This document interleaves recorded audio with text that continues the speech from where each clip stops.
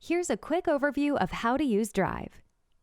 In Drive, your folders will be located on the left side, and your files will be displayed in the main window. The toolbar is located here above the file preview.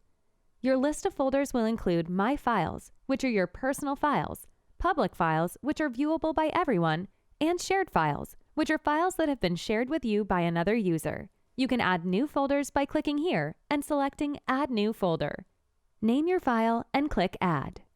You can upload files to Drive by clicking Upload and selecting File. Select the file you'd like to upload and click Open. The file will reappear here. You can also upload files using drag and drop.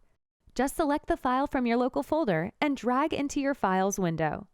If you select a file from the main window, more toolbar options will appear.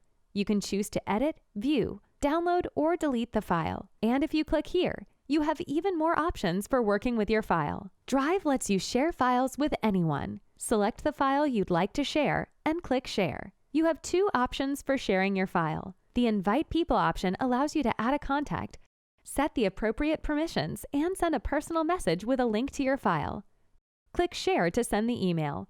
Please note, this option allows you to change permissions to allow the recipient to make changes to the file. The second option provides you with a link that you can share via email, instant messenger, or social networks. Click here and select Anyone with Link and Invited People. Then click Copy Link to copy the link to your clipboard. If you click here, you can choose to make the link expire after a certain amount of time and require a password. Please note, sending a link only allows the user to view the file. They will not be able to make changes.